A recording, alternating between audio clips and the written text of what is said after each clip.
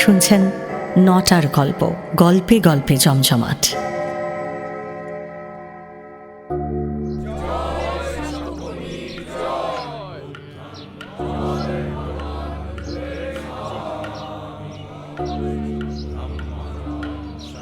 শুনতে পাচ্ছেন কুমার? শুনতে পাচ্ছেন? ওই যে জয়ধ্বনি শুনতে পাচ্ছেন? কপিলাবস্তুর পথে পথে আজ আবিরের মতো ফুলের পাপড়ি উঠছে কুমার। হ্যাঁ, শুনতে পাচ্ছি অলোক। আমিও তো সেই কখন থেকে অধীর আগ্রহে অপেক্ষা করে আছি। এই দেখুন কুমার, এই দেখুন, হাত ভর্তি করে ফুলের পাপড়ি নিয়ে এসেছি আমি ভগবানের পায়ে অঞ্জলি দেব বলে। কিন্তু কি হলো অলোক? থেমে গেলে কেন? কোনো অঘটন ঘটেছে নাকি? দেশের রাজাকেই যদি কাছে ঘেঁষতে না দেন তাহলে আমি তো তুচ্ছ। কিন্তু মহারাজ শুদ্ধদন্ত স্বাগত জানাতে। হ্যাঁ, নগরদ্বার পর্যন্ত নিজে এগিয়ে গিয়েছিলেন মহারাজ। হ্যাঁ তো, কিন্তু ভিক্ষুর দল তাকে আর যেতেই দেয়নি। তাই নাকি? কিন্তু কেন? তার কোনো আত্মীয়কেই তো কাছে ঘেঁষতে দিচ্ছেন না ওরা। ও আচ্ছা, ভগবান কি তাদের একার সম্পত্তি বলুন তো? শোনো অলোক, আমি বলছি কি, ভগবান কি আমাদের দেশ, এই কপিলাবস্তুর মাটিকে অস্বীকার করতে পারবেন? অথচ ওরা। এখন ঝগড়ার সময় নয় অলোক। ওরা সকলেই এই রাজ্যের অতিথি। ওদের যেন কোনো অসম্মান না হয়। আপনি ঠিকই বলছেন কুমার। ওই যে শুনতে পাচ্ছ? চলো ভগবানকে একবার চোখের দেখা তো দেখে আসি, দূর থেকে প্রণাম করে আসি। তাতে নিশ্চয়ই ওদের কোনো আপত্তি হবে না। চলুন কুমার।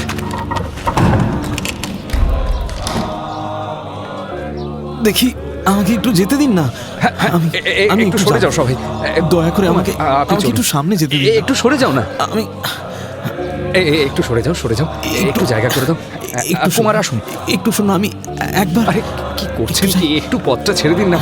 ভগবানকে দূর থেকে প্রণাম করুন, আজকের জন্য তেমনই আদেশ। আপনারা একবার পথ ছাড়ুন না, একটু সরে যান। একটু সরে যান। চলে আসুন কুমার, আপনি চলে আসুন। আমি বলছিলাম না, সরুন না একটু। ওরা কিছুতেই আপনাকে যেতে দেবে না। সরুন না, করছেন কি? কুমার চলে আসুন। কুমার আপনি চলে আসুন। দাদা কে? একবার দাঁড়ান। নন্দ,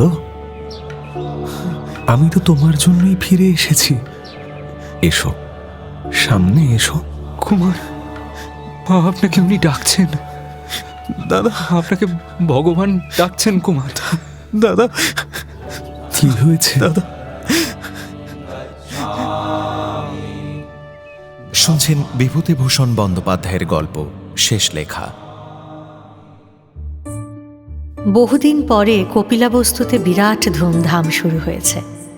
এমন চাঁদের হাটে কতকাল ধরে যেন গ্রহণ লেগেছিল। এবার সেই দীর্ঘ গ্রহণ ছাড়ল। রাজকুমার সিদ্ধার্থ যেদিন কপিলাবস্তু থেকে হারিয়ে গেলেন, সেদিন থেকে এই রাজ্যটা একেবারে খাঁ খাঁ করছে। আজ 8-9 বছর হয়ে গেল এই রাজ্যটার কোনো প্রাণ নেই। এমনকি রাজকুমার নন্দর বিয়ে উপলক্ষেও কপিলাবস্তু আর আগের মতো সেজে উঠতে পারেনি। নন্দর নিজেরও কি আর কোনো কিছুতে রুচি আছে? না। নেহাত বাবা শুদ্ধোদন বড়ই কাতর হয়ে পড়েছিলেন, তাই তাকে এই বৃদ্ধ বয়সে আর বেশি দুঃখ দেওয়ার ইচ্ছে হয়নি তার। আর গৌতমী, তার মা, যার গলা দিয়ে দুগালের বেশি খাবার নামে না কিছুতেই, তাকে কি করে ফেরাবেন তিনি? সিদ্ধার্থর নাম করতে করতে ঘুমের মধ্যে চমকে ওঠেন গৌতমী এখনো। নন্দ জানে সে কথা। এমনকি নন্দকে এখনো ভুল করে সিদ্ধার্থ বলে ডেকেও ওঠেন মাঝে মাঝে। লোকে বলে দাদার সঙ্গে নাকি তার মুখের ভারী মিল, আর তাই এই মুখটাই বৃদ্ধ শুদ্ধোদনের একমাত্র সম্বল। তবে ছোট থেকে তাকে জড়িয়ে ধরে মায়ের কান্নাটাই তো বরাবর দেখে এসেছেন নন্দ। সম্পর্কে মাসি হলেও গৌতমী যে সিদ্ধার্থের মা মরা কুমারকে বুকের সবটুকু উষ্ণতা দিয়ে মানুষ করেছেন তিনি। পেটের ছেলে নন্দর থেকেও সিদ্ধার্থ তার অনেকখানি জুড়ে আছেন। এই ছেলেকেই যে প্রথম কোলে পেয়েছেন গৌতমী। নন্দ যখন কোলে এসেছেন, গৌতমীর তখন বয়স হয়েছিল অনেক। মাতৃত্বকে গ্রাস করেছিল বিষণ্ণতা। তবু বাবার আদরটুকু পেয়েছেন নন্দ। নইলে শিশু বয়সে মা বলতে তো শুধু লুকোনো দীর্ঘশ্বাসটাই মনে পড়ে তার। যেদিন থেকে নন্দর মুখের ভাঙা গড়া সম্পূর্ণ হলো, সে মুখে সিদ্ধার্থর আদল দেখা দিল, সেদিন থেকে ছেলেকে বুকে আঁকড়ে ধরলেন গৌতমী। দাদার মতন হয়ে ওঠ বাবা, সিদ্ধার্থের মতন। না না, তুই তুই কাছে থাক, ঘরে থাক, আমার কাছে থাক। না না, সিদ্ধার্থ নয়, তুই তুই তুই নন্দ, আমার নন্দ। আমাকে আমার নন্দ, আমাকে দাদার কথা বলো না মা। নন্দ। দাদাকে সেই কবে দেখেছি। নন্দর মুখে সিদ্ধার্থর কথা শুনে বলো না একটু। কেঁপে ওঠেন গৌতমী। তাঁদের বেঁচে থাকার এই একমাত্র অবলম্বন। কোনোভাবে তথাগতর ছায়া যদি ছেলের গায়ে পড়ে, তাহলে রক্ত নাকি কথা বলে। শুদ্ধোদনের সূত্রে দুই ভাইয়ের যে একই রক্ত। নন্দর জন্মের সময় গণৎকার ডেকেছিলেন রাজা। সেই গণৎকারের পরামর্শেই কম বয়সে নন্দর বিয়েও দিয়েছেন মহারাজা শুদ্ধোদন। অবশ্য সিদ্ধার্থর যখন বিয়ে হয়েছিল, তখন তো তার বয়স ছিল মাত্র 16 বছর। কত আনন্দ, কত আয়োজন ছিল সেবার। মামরা ছেলের বিয়ে হচ্ছে, কেউ যেন বলতে না পারে। আর মায়া তো শুধু ছেলেকে গর্ভেই ধারণ করেছিলেন, মানুষ তো করেছেন গৌতমী। গর্ভে না ধরলেই বুঝি মা হওয়া যায় না? তারপর দেখতে দেখতে কতগুলো বছর কেটে গেল। বিয়ে করে বউ নিয়ে ঘরে ফিরেছেন নন্দ। ছেলের বউ বরণ করে তুলতে গিয়ে কি যে ভাবছিলেন গৌতমী কে জানে। বধূর হাত ধরে বলে উঠেছিলেন, এসো ভক্তে যশোধরা, আজ থেকে এই ঘর, এই প্রাসাদ, এই সব সব তোমার মা। আরে কাকে ডাকছো রানী? সে তো সংসারে থেকেও বৈরাগিনী। তোমার সামনে নন্দর বউ দাঁড়িয়ে আছে, দেখো ভালো করে। তাই তো মহারাজ, তাই তো। আমারই ভুল। এসো মা ভদ্রা, এসো এসো, ঘরে এসো। এসো ভদ্রা। এই শাক্য বংশেরই এক সামন্ত রাজার মেয়ে ভদ্রা। গণৎকারের ইঙ্গিতের পরেই রাজ্য তোলপাড় করে মেয়ে খোঁজার আদেশ দিয়েছিলেন মহারাজ শুদ্ধোদন। সে তো সিদ্ধার্থর জন্য বউ খুঁজে এনেছিলেন তিনি। যাই হোক, শুভ দিনে সেসব কথা থেকে দূরে থাকাই ভালো। ভদ্রা আর নন্দর জুটিটা কিন্তু খুব মানিয়েছে। সবাই বলছে একেবারে রাজ্যটক। এবার সত্যিই অনেকটা নিশ্চিন্ত লাগছে মহারাজ। দাসীদের মুখে শুনছিলাম রাজ্যের সকলেই খুব খুশি। আমাদেরও কর্তব্য মিটেছে। হ্যাঁ, কর্তব্য মিটেছেই বটে। সিংহাসনের বোঝা এখনো তো সেই আমাকেই বইতে হচ্ছে। রাহুল এত ছোট, আর নন্দ তো। না মহারাজ, না, এই সিংহাসন রাহুলের। ও আমাদের জ্যেষ্ঠ সন্তানের রক্ত। আরও কিছুকাল ওর জন্য অপেক্ষা করতে হবে মহারাজ। গৌতমী, কে যে তোমার পেটের ছেলে আর কে যে পরের, তা বোঝাই যায় না। এ আপনি কি বলছেন মহারাজ? সিদ্ধার্থ আমার নিজের ছেলে নয়, কিন্তু মহারাজ ওই তো প্রথম আমায় মাতৃত্বের আস্বাদ দিয়েছিল। তাকে আমি কি করে ভুলবো মহারাজ? এখন আর সিদ্ধার্থ তোমার কেউ নয় রানী। সিদ্ধার্থ নামে আর কেউ নেই। বুদ্ধ বলো রানী, নমঃ বুদ্ধায়, পরম কারুণিক ভগবান তথাগত। না না না, আমার সিদ্ধার্থ আমারই ছিল রাজা, আমারই থাকবে সে। সংঘ ধম্ম কিচ্ছু জানি না আমি, শুধু আমার কোল, আমার সিদ্ধার্থ, আমার সিদ্ধার্থ। নন্দর বিয়ের সংবাদটা গৃধ্রকূটে পৌঁছেছিল? উপালির কাছে সংবাদ পাঠিয়েছিলাম আমি। আপনার আমন্ত্রণের বার্তাটা যে সে শুনেছে আমি নিশ্চিত। নন্দ বড্ড আশা করে আছে। লাভ নেই, বোকা ছেলেটা এখনো তার দাদাকে দেখবে বলে বসে আছে। কিন্তু যিনি আসবেন তিনি তো তার কেউ নন, তিনি শুধু বুদ্ধ। মহারাজ, কথাটা এখনো বুঝতেই পারছে না।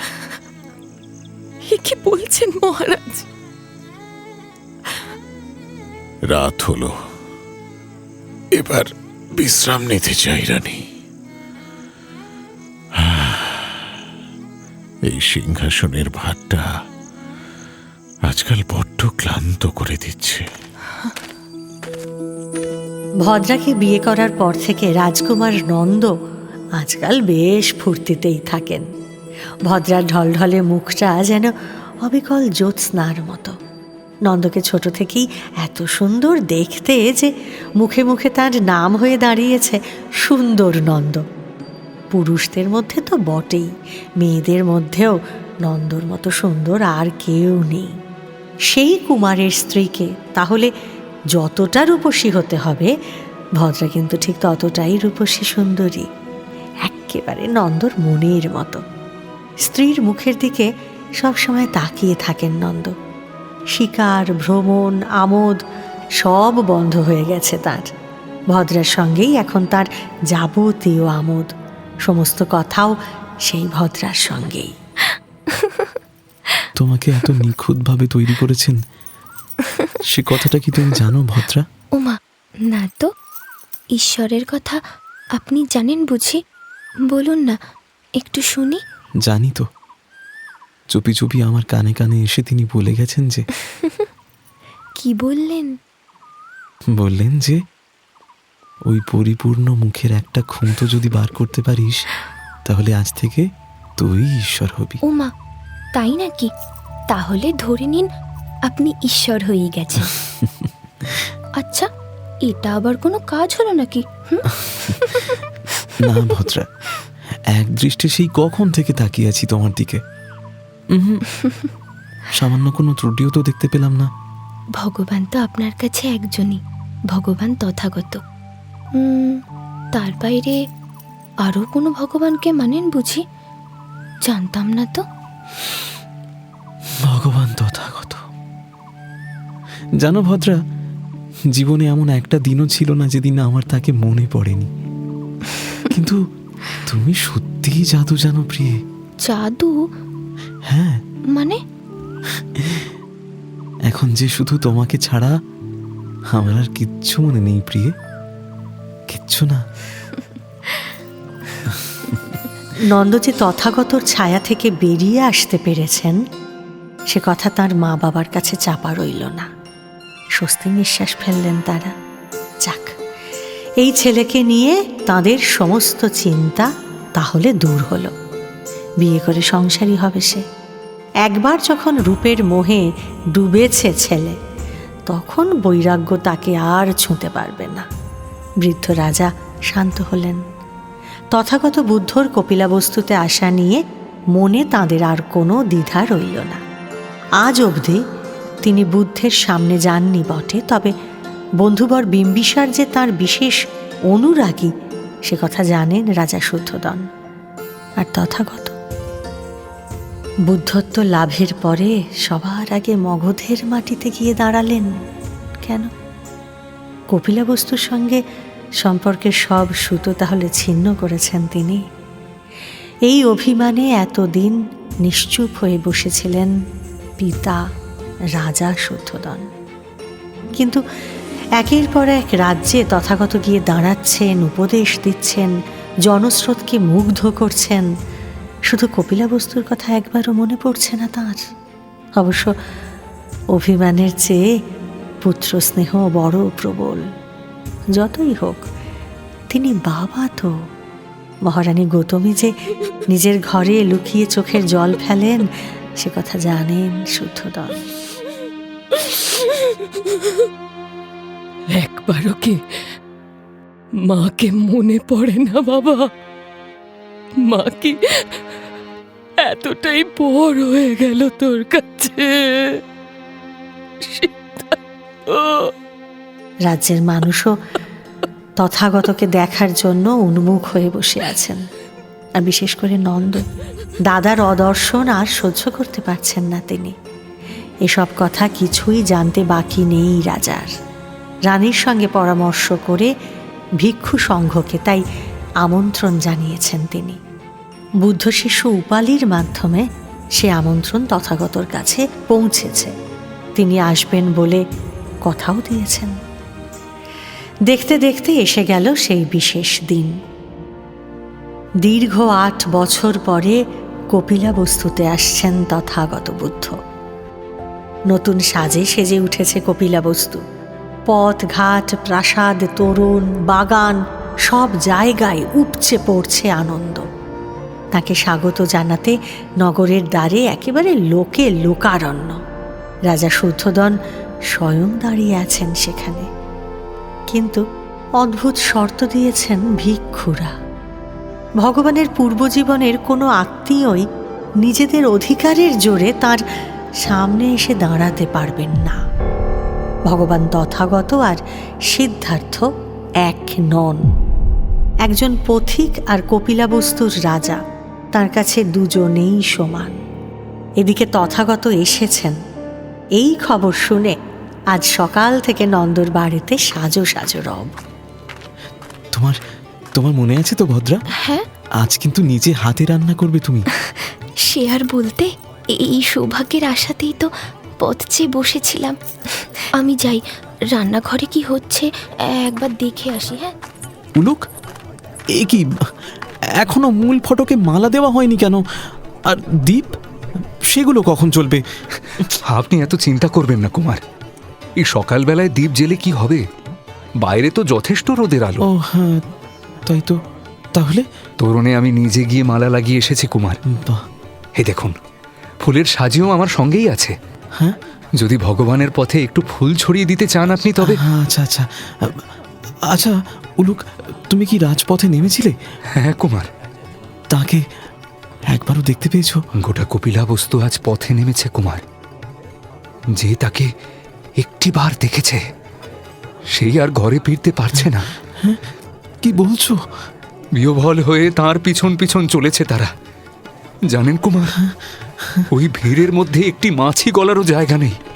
তথাগত আসছেন সে খবর পাওয়ার পর থেকেই পরম কারণিক তথাগত, এই সম্বোধনটা একেবারে পাখি পড়ার মতো করে মুখস্থ করেছিলেন নন্দ। এই নামেই তো অনুরাগীরা তাকে ডেকে থাকেন, আর ভিক্ষুরা বলেন ভগবান। দূর থেকে লক্ষ কণ্ঠের জয়ধ্বনি শুনতে শুনতে আবারও মনে মনে সেই সম্বোধনটাই ঝালিয়ে নিয়েছেন নন্দ। পরম কারণিক তথাগত। দেখা মাত্র তাকে এটাই বলতে হবে, পরম কারণিক তথাগত।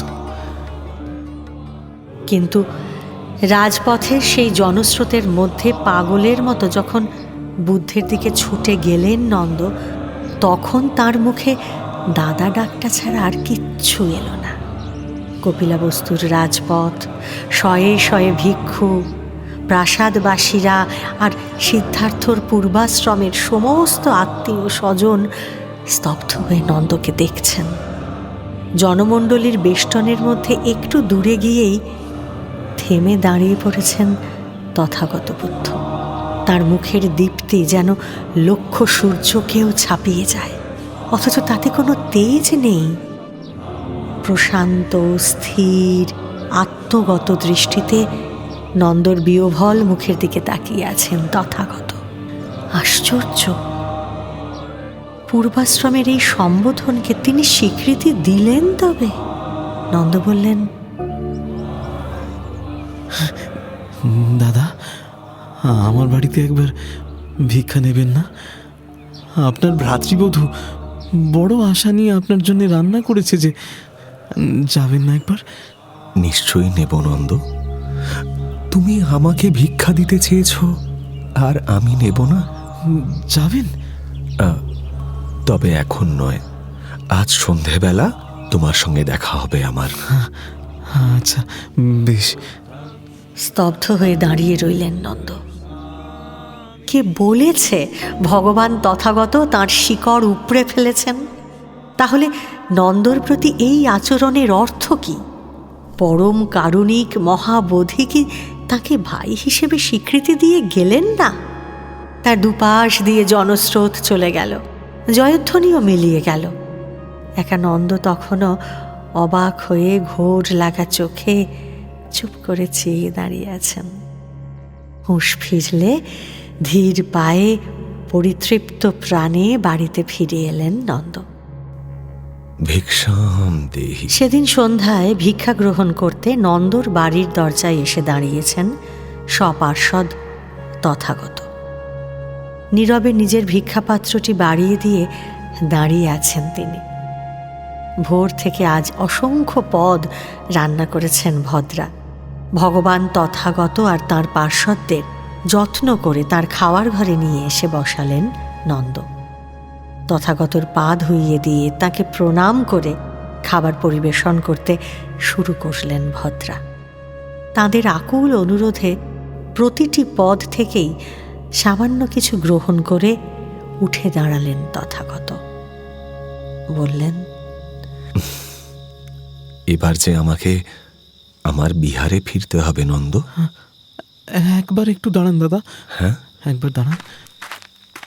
কপিলাবস্তুর সেরা কয়েকটি ফল আমি আপনার জন্য এনেছি। সেই ফলের টুকরিটা আপনার সেবায় আমি দিতে চাই। না না নন্দ, সন্ন্যাসীকে কিচ্ছু সঞ্চয় করতে নেই যে। আমি তো সঙ্গে করে কিছু নিয়ে যেতে পারবো না নন্দ। সে কি দাদা, আপনার জন্য যে আমি নিজে সারা রাজ্য ঘুরে এই ফল নিয়ে এসেছি, আর আপনি নেবেন না? আমার কি কোনো দোষ হয়েছে দাদা? না নন্দ, তোমার কোনো দোষ হয়নি। তাহলে এই ফল আমি তখনই নেব যদি এই টুকরিটা তুমি আমাকে পৌঁছে দাও।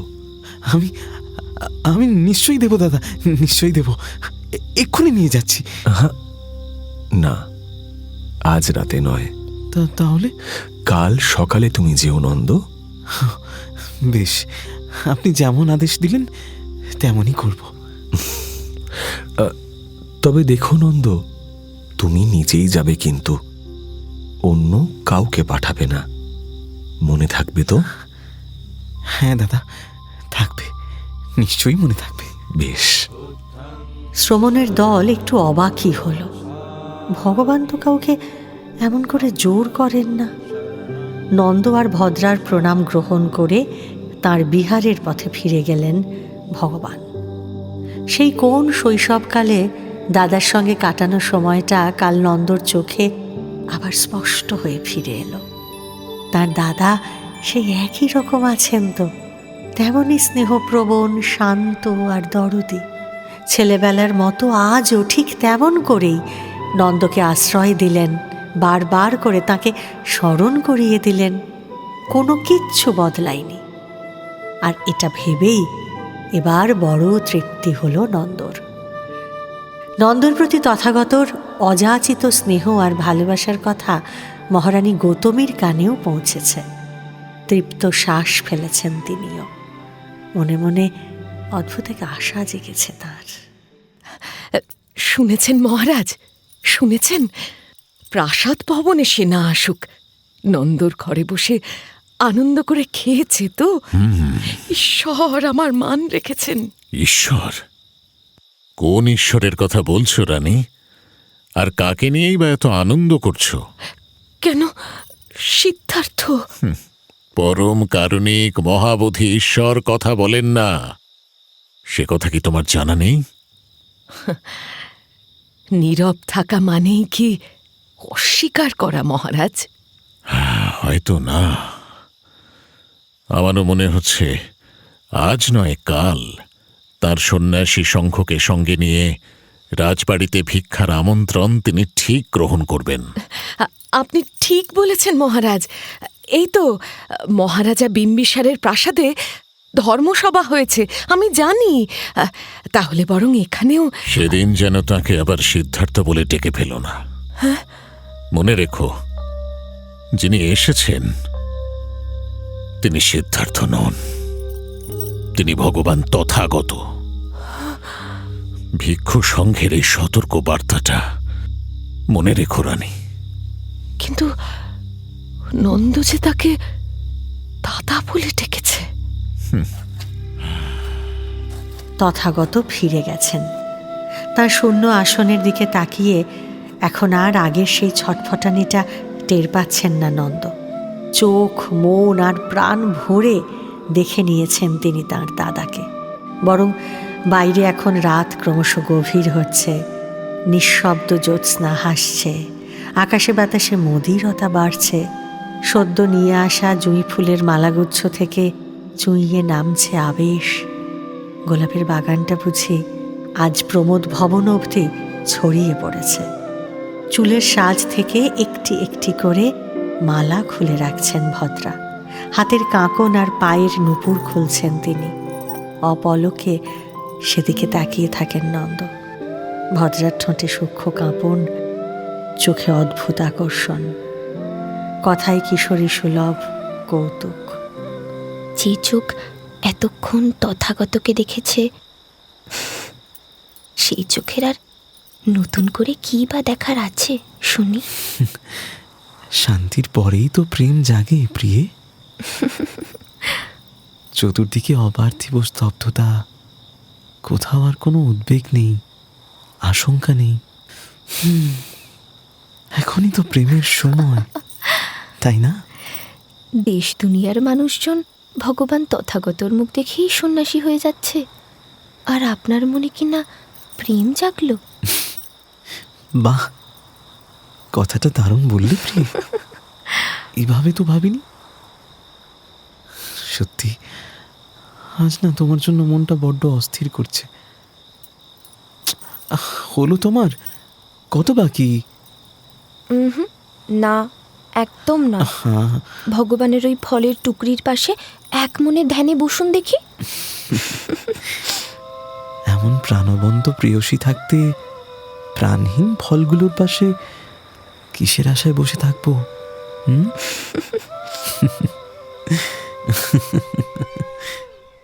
পরিহাস করতে করতেই আগের রাতে কথাটা ভদ্রা ভুল কিছু বলেননি। কিন্তু তথাগত তার পার্শ্বদের একটিমাত্র দল নিয়ে কপিলাবস্তুতে এসেছেন, আর এখন আরও কয়েকটি দল তার বিহারে এসে যোগ দিয়েছে। যে পথ দিয়ে যাচ্ছেন ভগবান তথাগত, যারা তাকে একবার চোখে দেখছে, তাদের অনেকেই আর ঘরে ফিরতে পারছে না। ভগবান যেখানে, তারাও সেখানে। নিজেদের ঘর বাড়ি পরিজন কোনো কিছুই আর তাদের আকর্ষণ করছে না।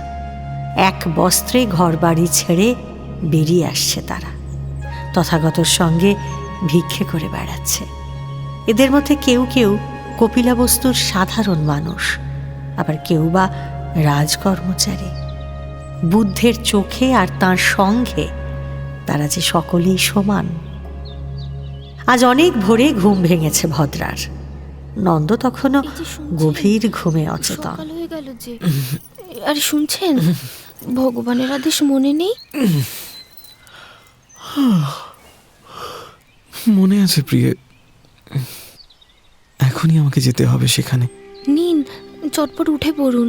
যাই, স্নানটা সেরে নিই। এখন চৈত্র মাস হলেও বেশ শীতের আমেজ আছে। দূরের পাহাড় চূড়ো বরফে একেবারে সাদা হয়ে আছে। স্নান সেরে কাঁচা কাপড় পরে গায়ে একটা শাল দিলেন নন্দ। জানলার ধারে গত রাতের বাসি মালাগুলো তখনও এলিয়ে পড়ে আছে। রাতের মদিরতা শেষ হওয়ার সঙ্গে সঙ্গে সেগুলোও এখন বাতিলের তলে। ভবনের সামনে সূর্যের আলো এসে পড়েছে। প্রাঙ্গণের সামনে পেখম মেলেছে ময়ূর। মাধবীলতার ফাঁক দিয়ে একবার দূরের পাহাড়ের দিকে তাকিয়ে দেখলেন নন্দ। তারপর ফলের টুকরিটা হাতে নিয়ে ভগবান তথাগতর কাছে যাওয়ার জন্য তৈরি হলেন তিনি। আচ্ছা, আমি তবে আসি। কখন ফিরবেন বললেন না তো? তাড়াতাড়ি ফিরে আসবো ভদ্রা। যেতে আর কতক্ষণ লাগবে? এই ফলগুলো তার সামনে রেখে প্রণাম করেই ফিরে আসবো। আর পথে কোনো রূপসীকে দেখতে পেলে তো কথাই নেই। কি যে বলো প্রিয়ে, যেদিন থেকে তোমাকে দেখেছি সেদিন থেকে আর কাউকে চোখে পড়েনি। তুমি জানো না? জানি না আবার। দাদা দাদা করে এতকাল পাগল হতেন, এখন আমাকেই জোর করে ঠেলে পাঠাতে হচ্ছে তার কাছে। হ্যাঁ, কি আর করি, তার আদেশ। নইলে এমন শীতের ভোরে প্রিয়ার আলিঙ্গন ছেড়ে কেউ কি আর পথে হাঁটতে বেরোয়? অনেকটা দূর যেতে হবে যে। তাহলে আর দেরি করবেন না, তাড়াতাড়ি ফিরে আসবেন। আসবো প্রিয়ে, একসঙ্গে জলকেলি করব, তারপর সারা দুপুর দুজনে অনেক গল্প করব। এখন বিদায় দাও সখী, আমি বুদ্ধ দর্শনে যাই। আমি আপনার অপেক্ষায় পথ চেয়ে থাকবো। আসি। হাতে ফলের টুকরি নিয়ে এবার পথে নামলেন নন্দ। যে বিহারে তথাগত উঠেছেন সেই বিহারটি কপিলাবস্তুর একেবারে শেষ প্রান্তে। ফলে অনেকটা পথ তাকে হাঁটতে হবে। একটু করে এগোন আর পিছন ফিরে তার প্রিয়ার দিকে চেয়ে দেখেন নন্দ। খোলা চুল, সদ্য পাপড়ি মেলা ফুলের মতো মুখখানি তার। থামের গায়ে হাত রেখে এক দৃষ্টে স্বামীর দিকে তাকিয়ে দাঁড়িয়ে আছেন ভদ্রা। তার মোহিনী মূর্তি আর অনুপম ভঙ্গি দেখতে দেখতে উদাস মনেই এগিয়ে চললেন নন্দ। তার পা দুখানি সামনের দিকে এগোচ্ছে বটে, কিন্তু মন পড়ে আছে পিছনে, তার প্রেয়সীর কাছে। দেখতে দেখতে কপিলাবস্তুর প্রাসাদ, রাজ উদ্যান, বিশ্রামাগার, প্রমোদ কানন, পান্থশালা পেরিয়ে নগ্রধারাম বিহারের কাছে এসে পৌঁছলেন নন্দ। এখানেই উঠেছেন তথাগত। দূর থেকে তার কানে ভেসে আসছে সেই গুরু গম্ভীর ধ্বনি। এই ভোরবেলাতেও কপিলাবস্তুর নারী পুরুষের দল যে যার সাধ্য মতো উপহার আর ফলমূল হাতে নিয়ে সেই বিহারের পথে ছুটে চলেছে। তাদের সঙ্গে নন্দও সেই বিহারের দরজায় এসে দাঁড়ালেন। আজ খুব সকাল সকাল বিহারের বাইরের দরজার কাছে আসন পেতেছেন ভগবান তথাগত। সকালের ধর্মদেশনা শেষ হয়েছে তার। এই সময়টা সাধারণত তিনি ধ্যান করেন, তবে আজ একটু ব্যত্যয় ঘটেছে। বারবার পথের দিকে চেয়ে দেখছেন তথাগত। আর তাঁর এই ব্যত্যয় লক্ষ্য করে এক ভিক্ষু জিজ্ঞাসা করলেন, কারো জন্য অপেক্ষা করছেন ভগবান? হ্যাঁ। কাউকে ডেকে দেব কি? না বোস, কাউকে ডাকতে হবে না। অন্তরের ডাক না জাগলে বাইরের ডাক কি কারোর কানে পৌঁছতে পারে? পথের দিকে তাকিয়ে কথা কটি বললেন বুদ্ধ। তারপর স্তব্ধ হয়ে বসে রইলেন। মুখে তার অদ্ভুত দীপ্তি ছড়িয়ে পড়েছে। কপিলাবস্তুর নারী পুরুষ একে একে এসে প্রণাম করছে তাকে। ভগবান তথাগত প্রণাম। করলেন। দেখতে দেখতে নন্দ পৌঁছে গেলেন সেই বিহারে। প্রণাম গ্রহণ। বাইরে জুতো রেখে খালি পায়ে ভেতরে এসে ঢুকলেন তিনি। তারপর ফলের টুকরিটা হাতে নিয়ে সোজা চলে এলেন বুদ্ধর সামনে। তাকে প্রণাম করে সেই ফলের টুকরিটা হাতে নিয়ে দাঁড়ালেন রাজকুমার নন্দ। দাদা। ও নন্দ, তুমি এসেছো? এসো। আজ্ঞে দাদা, আপনার আদেশ পালন করেছি। আজ সকালেই ফলের টুকরিটা পৌঁছে দেবার আদেশ দিয়েছিলেন আপনি। বেশ বেশ, আমি অত্যন্ত প্রীত হলাম নন্দ। তাহলে বলো, এখন কেমন আছো? তোমার শরীর ভালো আছে তো? হ্যাঁ দাদা, সব কুশল। আচ্ছা নন্দ, ওই ফলের টুকরিটা খুব ভারী ছিল বুঝি? আগে না না, এমন কিছু ভার অবশ্য নেই। আচ্ছা, তা নন্দ, এর আগে কখনো অন্য কারোর জন্যে তুমি এতটা ভার বয়ে রাস্তা দিয়ে হেঁটে এসেছো? আগে না দাদা, ভার বহনের দরকার পড়লে তার জন্য রাজবাড়িতে দাস দাসী রয়েছে। আমাকে কখনো কিছু বইতে হয় না। বুঝেছি। তাহলে তুমি আজ বইলে কেন? তারপর আবার এতটা পথ পায়ে উজিয়ে এলেই বা কেন? আপনাকে ভালোবাসি ভগবান, আপনার কাজ করতে আমার কোনো কষ্ট হয় না। বেশ। এক দৃষ্টে নন্দর দিকে তাকিয়ে আছেন ভগবান তথাগত। সে দৃষ্টিতে স্নেহ, করুণা, আশীর্বাদ যেন ঝরে পড়ছে। সেই সঙ্গে রয়েছে বিষাদের ছায়া। ভগবান বুদ্ধর চোখে বিষাদ? তাঁর একনিষ্ঠ পরম ভক্ত সারিপুত্র ছাড়া ভগবানের এই দৃষ্টি আর কেউ কিন্তু দেখতেই পেল না, এমনকি নন্দও নয়। এই বিষণ্ণতার অর্থ শুধু সারিপুত্র জানেন।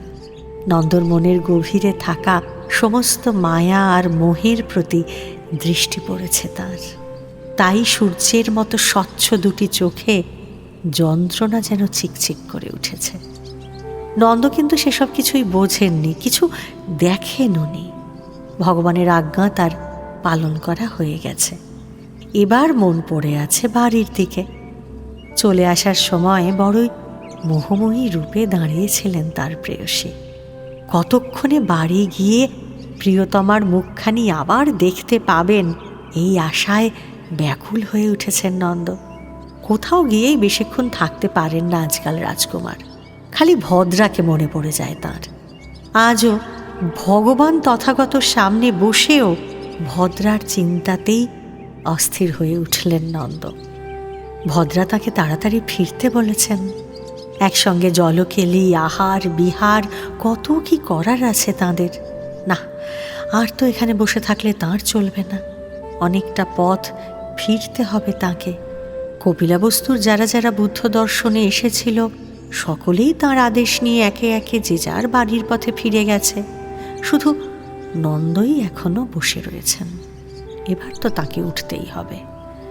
আসলে নন্দকেই এখনো পর্যন্ত কোনো আদেশ দেননি তথাগত। চক্ষু লজ্জার খাতিরে নন্দ কিছু বলতেও পারছেন না।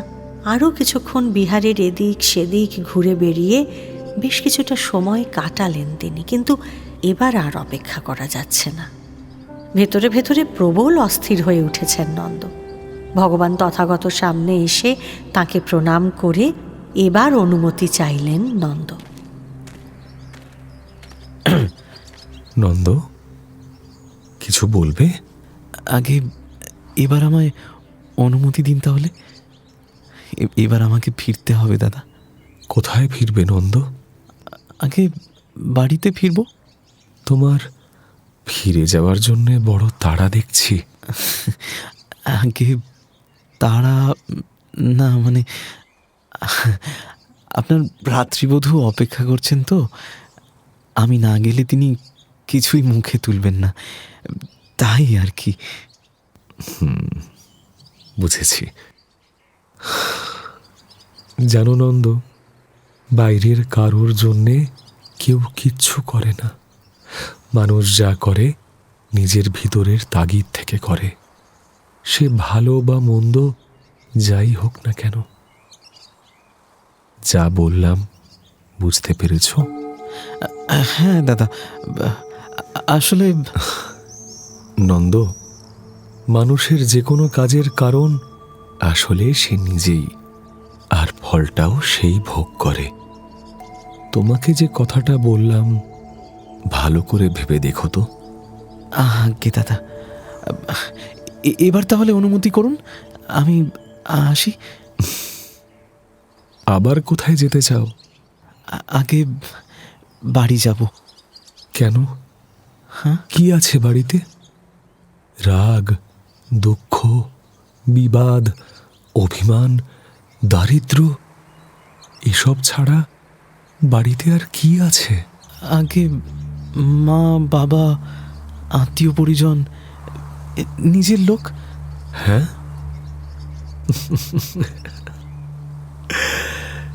নিজের লোক? নন্দ, কে তোমার নিজের লোক? হ্যাঁ, তুমি নিজেটা কে তুমি তো তাই জানো না, আবার তোমার নিজের লোক। হ্যাঁ, হাসালে হে হাসালে।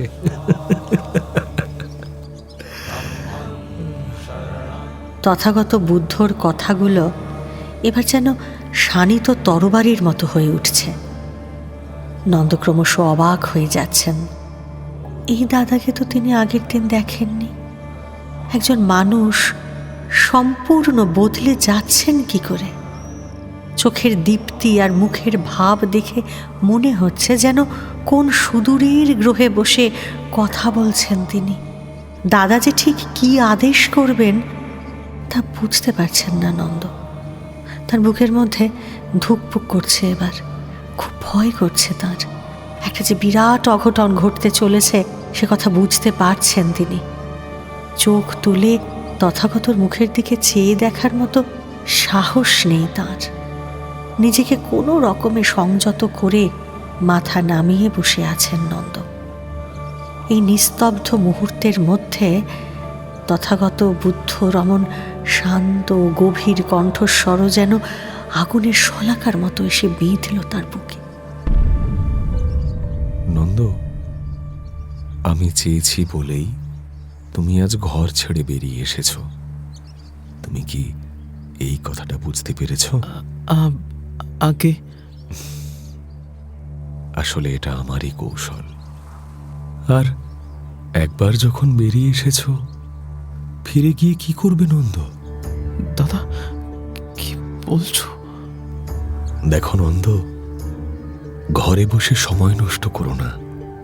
তুমি আমার সঙ্গে এসো।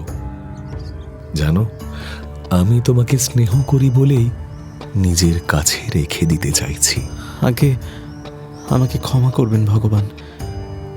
আপনি যা চাইছেন আমি যদি না পারি। বুদ্ধ যা জানে তা সব সত্য। তোমার মধ্যে এক বিপুল সম্ভাবনা আছে নন্দ, আর আমি তা স্পষ্ট দেখতে পাচ্ছি। এই বাহারি কেশ আর বেশ ফেলে দিয়ে তুমি ভিক্ষু হও, এটাই আমার ইচ্ছে। দাদা, কনিষ্ঠ হয়ে জ্যেষ্ঠর ইচ্ছেকে কি করে অগ্রাহ্য করেন নন্দ? তার হাত পা কাঁপছে, মনে হচ্ছে এবার বুঝি অজ্ঞান হয়ে যাবেন তিনি। আর ভদ্রার মুখটা তার বুক জুড়ে বসে আছে। সবে তো মাত্র কয়েক মাস হলো বিয়ে করেছেন নন্দ। সুন্দরী স্ত্রীর সঙ্গে প্রেম এখনো তার বড্ড সতেজ।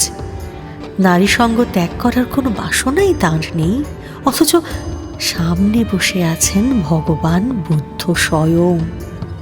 কাশী, কোশল, অবন্তী, পাটলিপুত্র, মগধ, একে একে সমস্ত জনপদ তার ত্যাগের মহিমায় ভেসে চলেছে। সেখানে তিনি তার ছোট ভাই হয়ে ভগবানের আজ্ঞা লঙ্ঘন করবেন। আর যদি পালন করেন তাহলে তার ঘর আর রাজ সিংহাসনের কি হবে? কপিলাবস্তুর সিংহাসনের ওপর তাঁর অধিকারও তো রাহুলের চেয়ে কম নয়।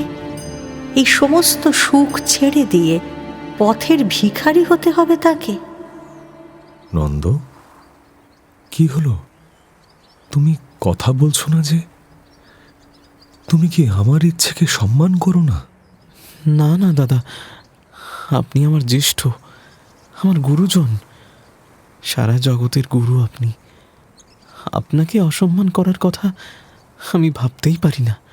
তাহলে তোমার এত দ্বিধা কিসের? বাড়ি ঘর, সুন্দরী স্ত্রী, ভোগবিলাস, এসবের টানে বারে বারে জন্মাতে আর মরতে হবে তোমাকে। সত্যি করে বলো তো, তুমি কি মুক্তি চাও না? বলো কুমার, উত্তর দাও। আগে ভগবান, জন্ম মৃত্যুর হাত থেকে মুক্তি দিন তবে। আমি তো এর অপেক্ষাতেই ছিলাম। বেশ, আজ এবং এক্ষুনি তুমি প্রব্রজ্জা গ্রহণ করো। এই নাও ভিক্ষাপাত্র। ভিক্ষা? আর যাও, সবার আগে তোমার মা আর স্ত্রীর কাছ থেকে ভিক্ষা নিয়ে এসো। আপনি যা আদেশ করবেন তাই হবে বন্দে। যাও, কল্যাণ হোক। চিরবস্ত্র পরে মাথা কামিয়ে হাতে ভিক্ষাপাত্র নিয়ে কপিলাবস্তুর প্রাসাদের সামনে এসে দাঁড়ালেন নন্দ। নিজের ও মহারাজের একমাত্র শেষ সম্বল রাজকুমার নন্দর এই বেশ দেখে মাথায় করাঘাত করতে লাগলেন জননী গৌতমী। গভীর শোক আর দুর্জয় অভিমানে স্তব্ধ হয়ে বসে রইলেন মহারাজ শুদ্ধোদন। কপিলাবস্তুর কোনো কবিরাজি রাজবধূ ভদ্রার জ্ঞান ফেরাতে পারলেন না। দূর দূরান্তের চিকিৎসকদের কাছেও খবর গেল। এদিকে ভিক্ষার পাত্র হাতে নিয়ে কপিলাবস্তুর রাজপ্রাসাদের দরজা থেকে মাথা নিচু করে নীরবে ফিরে এলেন নন্দ। দেখতে দেখতে আরও একটা বছর কেটে গেল। এবছর বসন্তকালটা শ্রাবস্তিপুরের জেতবন বিহারে রয়েছেন বুদ্ধ। গোটা সংঘ তাঁর সঙ্গে এখানেই আছে। নন্দর সাধনার কাল শুরু হয়েছে সবে। তাঁর সাধনার ভারটা সারিপুত্তর হাতে দিয়েছেন তথাগত। প্রণাম জানাই ভগবান। একটি গুরুতর সংবাদ আছে। বলো সারিপুত্র, তোমাকে এরকম উদ্বিগ্ন মনে হচ্ছে কেন? আজ্ঞে ভন্তে, আপনার ভাই নন্দ, তিনি আর সঙ্গে থাকতে রাজি নন। ঘরে ফিরতে চান তিনি। এই কথা কি নন্দ তোমাকে বলেছে? না প্রভু, তবে অন্য ভিক্ষুদের কাছে বলেছেন তিনি। বেশ, যাও সারিপুত্র, তাকে আমার কাছে পাঠিয়ে দাও। আগে ওই যে তিনি আপনার কাছেই আসছেন ভগবান। প্রণাম ভগবান। এসো নন্দ। আচ্ছা নন্দ, শুনলাম তুমি নাকি বাড়ি ফিরে যেতে চাও, কথাটা সত্যি? হ্যাঁ প্রভু, সত্যি। কেন ফিরতে চাও নন্দ? তোমার এই ব্রহ্মচর্য তুমি ধ্বংস কেন করতে চাও? আমার চাঞ্চল্য ক্ষমা করবেন ভন্তে। আপনার ভ্রাতৃবধূর কথা বারবার মনে পড়ছে। আমার মনটা অস্থির হয়ে উঠছে প্রভু। এই 1 বছর ধরে তাকে ভুলতে প্রবল চেষ্টা করেছি আমি, কিন্তু কিন্তু কিছুতেই পারছি না। বলে যাও, আমি শুনছি। আমাকে আমাকে ঘরে ফিরে যাবার অনুমতি দিন প্রভু। আমি আর এখানে থাকতে পারছি না। সাধু নন্দ, সাধু। তোমার এই সত্যি কথাকে আমি সম্মান করি, কিন্তু একটা কথা বলো তো, এই সাধু জীবন ছেড়ে আবার ঘরে ফিরে যাওয়াটা কতটা নিন্দের তা কি তুমি বুঝতে পারছো? পারছি প্রভু, কিন্তু আমি নিরুপায়। নন্দ, নিজের বংশকে ধ্বংস করো না বৎস। সাধনা না করলে তোমার চোখ খুলবে না, জ্ঞান হবে না। তোমার এই জীবনটা সম্পূর্ণ ব্যর্থ হয়ে যাবে। যদি ভালো চাও, আমার কথা শোনো। যে আজ্ঞা ভগবান। মাথা নামিয়ে নিজের কুটিরে ফিরে গেলেন নন্দ, কিন্তু বুক থেকে তার পাথরটা সরে গেল না। ভগবান তথাগতর কথা শোনেন তিনি, সেই অনুযায়ী ধ্যান ধারণাও করতে চেষ্টা করেন তিনি, কিন্তু স্ত্রী ভদ্রার প্রতি আকর্ষণ আর টানটা তাঁর ক্রমেই বেড়ে যাচ্ছে। কিছুতেই ভদ্রাকে ভুলতে পারছেন না নন্দ। অবস্থা শেষে এমন দাঁড়ালো যে আর এক মুহূর্ত ভদ্রাকে না দেখে থাকতে পারেন না তিনি। প্রিয়তমাকে ভাবতে ভাবতে নিজের মানসিক স্থিরতাটাই হারিয়ে ফেললেন নন্দ। তথাগতর কাছ থেকে কোনো সাহায্যই যে পাবেন না সে কথা জানেন তিনি। ফিরে যাওয়ার অনুমতিও পাবেন না তিনি। তাহলে তিনি কি করবেন? মনে মনে ঠিক করলেন নন্দ যে তিনি এবার পালিয়ে যাবেন। কিন্তু সমাজ, ভগবান বুদ্ধ এখন এই সমাজের কেন্দ্রে রয়েছেন। তার কাছ থেকে পালিয়ে কি আর সমাজে মুখ দেখানো যাবে? না, সে চিন্তাটাও সফল হলো না তার। মরিয়া নন্দ এবার এক অদ্ভুত পথ বেছে নিলেন। মানুষটি বরাবরের শিল্পী। মূর্তি তৈরি করতে, ছবি আঁকতে, গান গাইতে তার জুড়ি মেলা ভার। এবার নিজের শিল্পসত্তার কাছেই আশ্রয় চাইলেন নন্দ। কি করলেন তিনি? পাথরের গায়ে বড় যত্ন করে ভদ্রার একটি ছবি ফুটিয়ে তুলেছেন তিনি। মনের মতো করে তাকে সাজিয়েছেন। বুনো ফুল, লতা, গুল্ম দিয়ে সেই পাথরকে আড়ালো করে রেখেছেন। এবার নিশ্চিন্তে তার সামনে বসে অনর্গল কথা বলে যান নন্দ। মৃদুকণ্ঠে তাকে গান শোনান, পরম মমতায় সে ছবির গায়ে হাত বুলিয়ে দেন নন্দ। অভিমান করেছো বুঝি? কি বললে? দেখা করতে আসি না? এই তো এসেছি। দেখো, একটা কথা বলছো না তুমি। নন্দর এই প্রেমালাপ কিন্তু ভিক্ষুদের কাছে গোপন রইল না। রাতের বেলা কান পেতে শুনে গোটা ব্যাপারটা তারা বুঝে ফেললেন। আর তারপর যা যা শুনেছেন তারা সারিপুত্তর কাছে এসে তাকে সবটা খুলে বললেন। সব শুনে মহাত্মা সারিপুত্তর তো মাথায় হাত।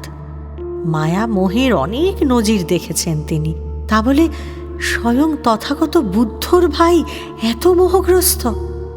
অবাক হয়ে গেলেন তিনি। কিচ্ছু বুঝতে পারছেন না সারিপুত্ত নিজেও।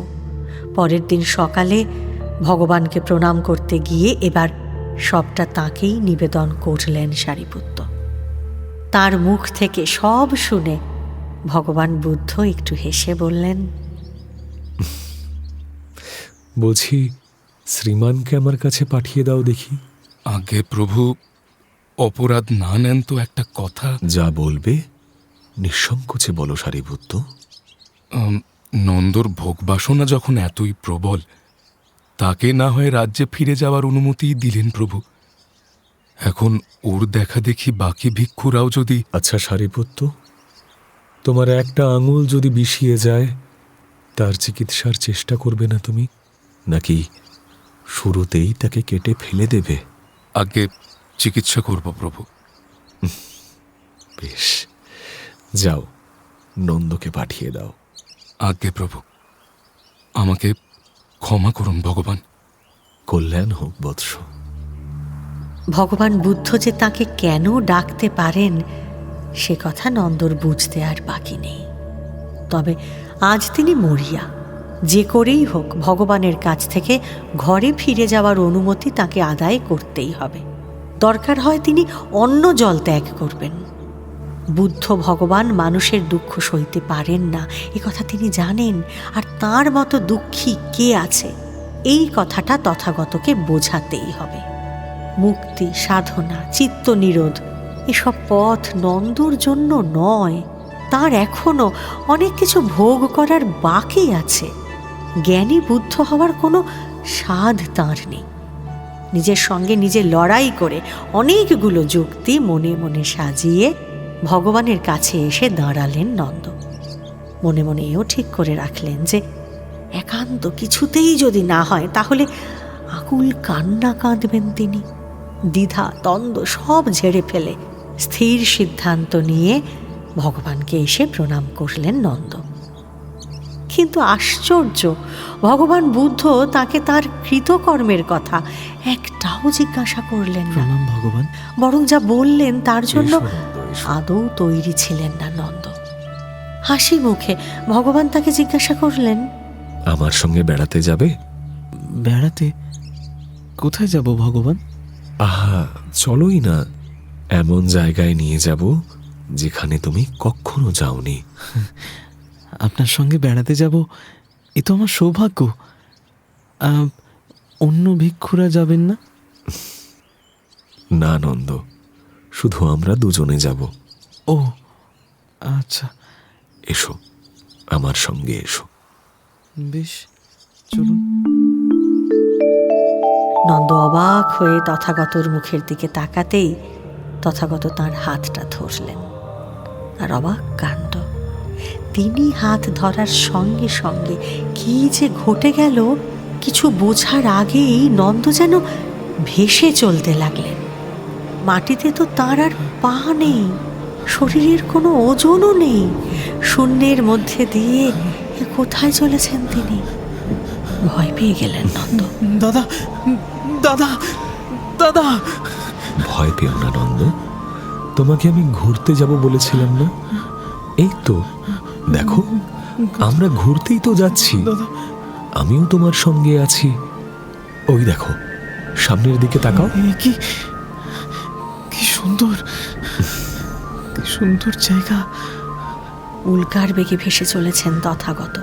নন্দর হাতটা শক্ত করে ধরে আছেন তিনি। অনন্ত নীলের মধ্যে ভাসতে ভাসতে তার পায়ের নিচের পৃথিবীটাই একসময় মিলিয়ে গেল। আরো অনেকটা দূরে চলে এসেছেন তারা। সেখানে যেদিকে চোখ যায় সে অপূর্ব নীল রংটাই সর্বত্র ছড়িয়ে আছে। ভাসতে ভাসতে এবার সেখানে গাছগাছালি ফুলের শোভা চোখে পড়ল নন্দর। তার মানে এ জায়গা তো শুধুই শূন্য নয়, তাহলে নিশ্চয়ই এই নতুন কোনো দেশ। সে দেশে বিদ্যুৎ, জ্যোৎস্না, সঙ্গীতের আওয়াজ, গাছগাছালির লতা গুল্ম সব আছে, ঠিক যেমন পৃথিবীতে থাকে। তাহলে এটা নিশ্চয়ই নতুন কোনো মহাদেশ। আচ্ছা, এটা কি স্বর্গ? দেখতে দেখতে অবাক হয়ে ভাবছেন নন্দ। আরো কিছুটা এগোনোর পরে নারী কণ্ঠের হাসি আর উচ্ছ্বাস তাঁর কানে এলো।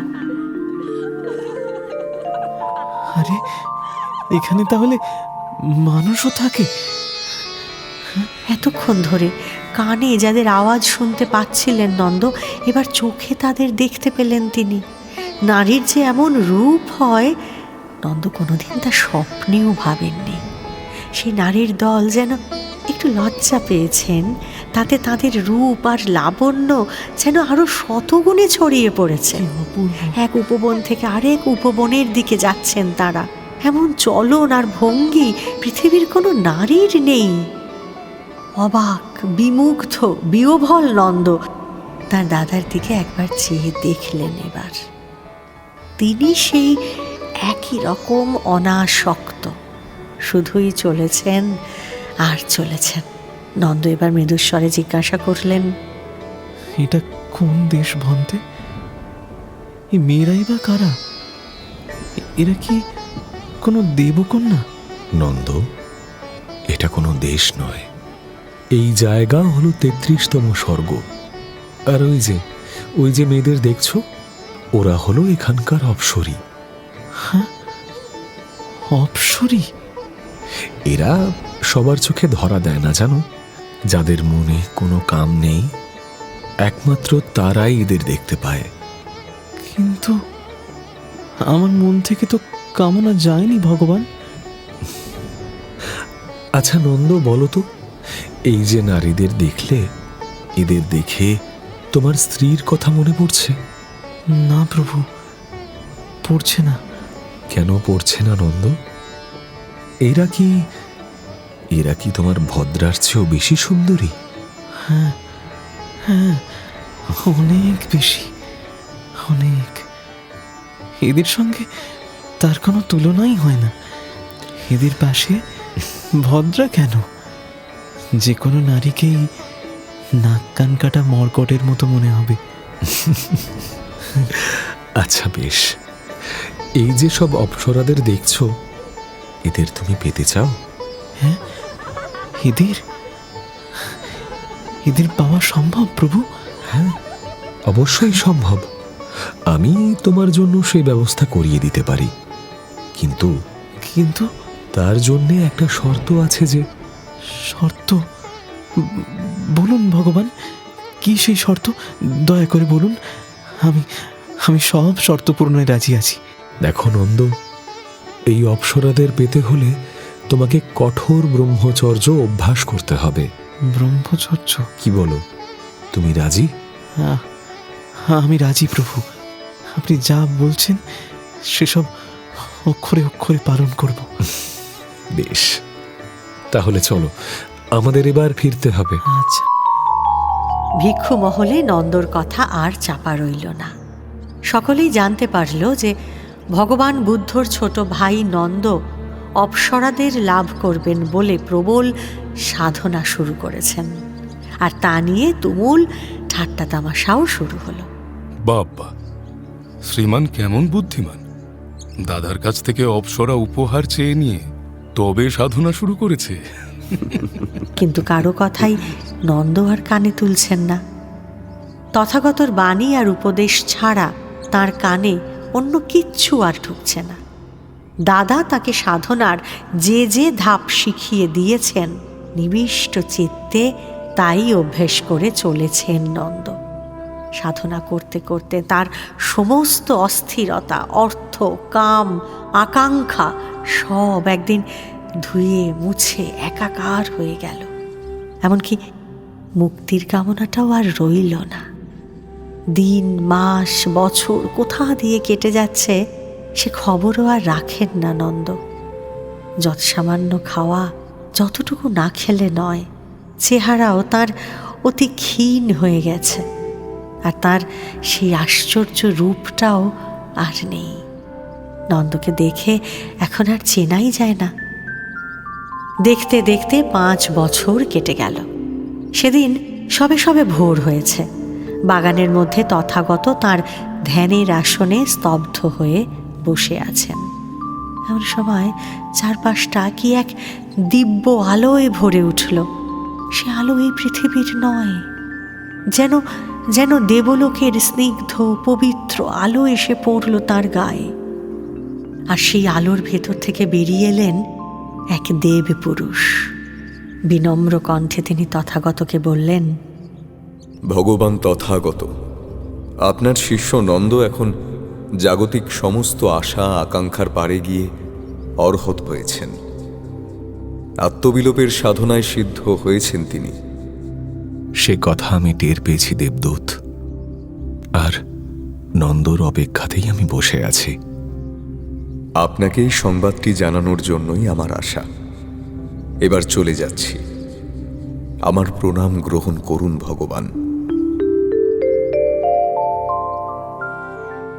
বাগানের মধ্যে সেই গাছতলাতেই স্থির হয়ে বসে আছেন তথাগত।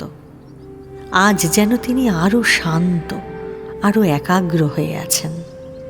ভোরের আলো ফোটার সঙ্গে সঙ্গে সবার আগে সারিপুত্র এসে তাকে প্রণাম করলেন। প্রণাম প্রভু। বুদ্ধের চোখ এখনো বন্ধ। প্রভুর সেবার জন্য একটি দাঁতন করার ডাল তার সামনে রেখে দিয়ে নিঃশব্দে বিদায় নিলেন সারিপুত্র।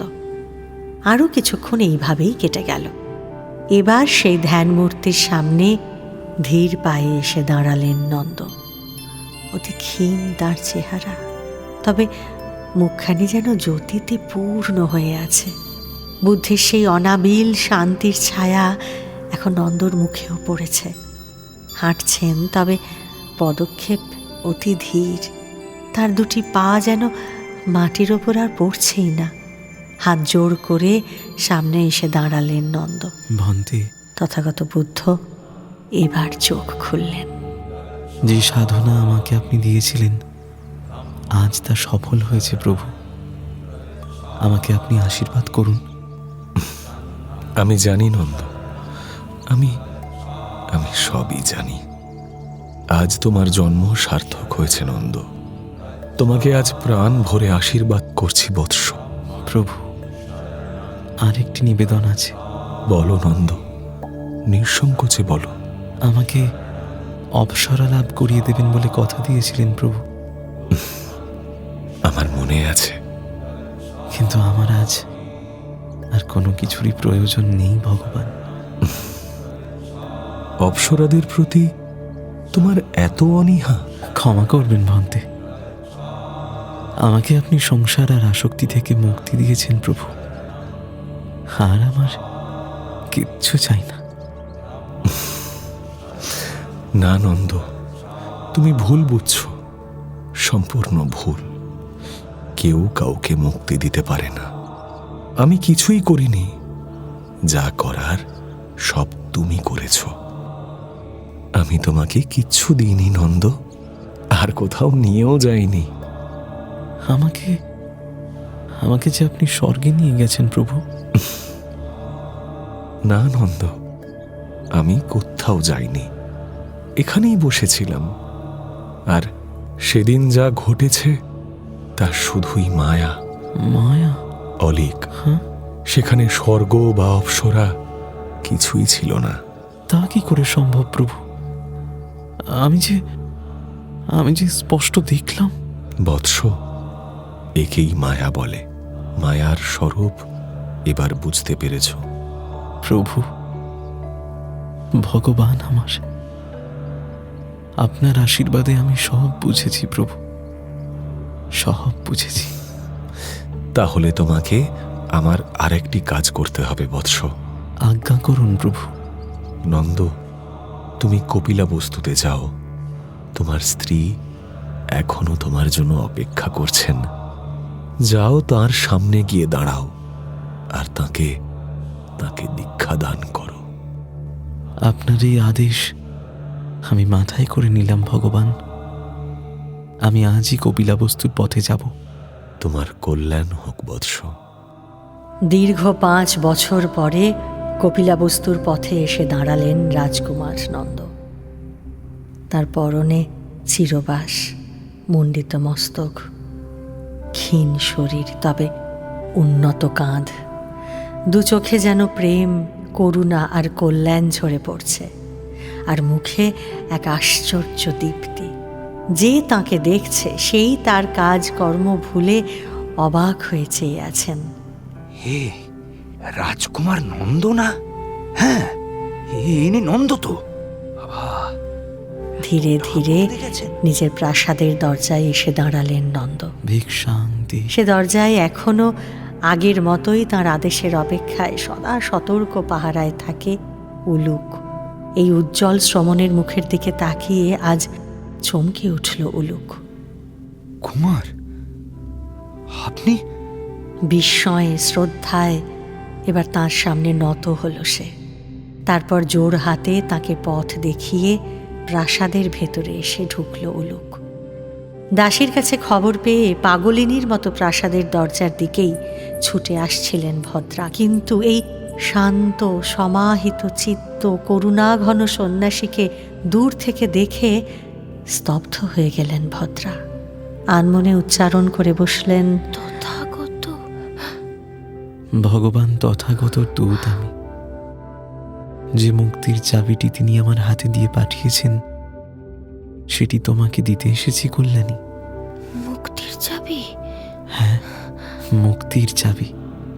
প্রাসাদের কক্ষে দাঁড়িয়েই ভদ্রার মাথায় হাত রেখে তথাগতর নাম এবং বাণী শোনাচ্ছেন তখন নন্দ। সেই বাণী তাঁর সাধন, সেই নামই তাঁর দীক্ষা। শুনতে শুনতে গভীর শান্তি নেমে আসছে তার সারা শরীর জুড়ে। 5 বছরের সমস্ত অস্থিরতা, কান্না, হাহাকার, অভিমান সব এবার ধুয়ে মুছে যাচ্ছে। তথাগত নামটা শুনতে শুনতে কাঁদছেন ভদ্রা।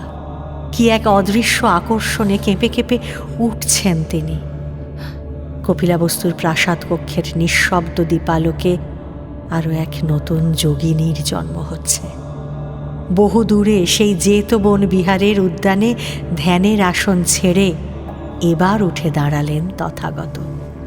সুদূর পথের দিকে তাকিয়ে তার আশীর্বাদী হাতখানি তুলে ধরলেন তিনি। চোখে সেই করুণা নির্ঝর। তারপর সারিপুত্তকে সঙ্গে নিয়ে তার বিশ্রাম কুটিরের দিকে এগিয়ে চললেন তথাগত। তার মুখে আজ যেন অনির্বচনীয় তৃপ্তি। মুগ্ধ চোখে সেদিকেই তাকিয়ে আছেন সারিপুত্ত। তারও আজ আর পলক পড়ছে না।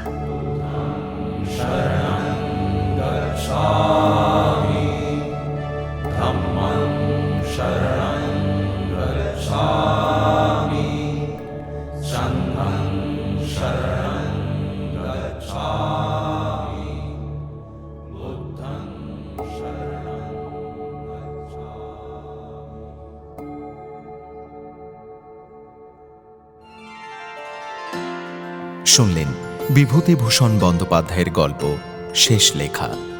আজকের প্রশ্ন, নন্দের সিদ্ধি লাভের সংবাদ তথাগতকে কে দিলেন? গত সপ্তাহের সীতা গল্পের প্রশ্ন ছিল, মহর্ষি বাল্মীকির আশ্রমের আশ্রমকন্যার নাম কি? সঠিক উত্তর বাসন্তী। সঠিক উত্তরদাতা হলেন রুবি উপাধ্যায়, উষারানী দাস, স্বস্তিকা বৈরাগী, শুক্লা মৃধা, অরুণিমা বিশ্বাস, সুতপা দাস, মহিবুল মণ্ডল, মনিকা অধিকারী ও সাহিরুল ইসলাম। 9টার গল্প, গল্পে গল্পে জমজমাট। আমাদের এই চ্যানেলটি শেয়ার ও সাবস্ক্রাইব করুন বেল আইকন প্রেস করতে ভুলবেন না কিন্তু।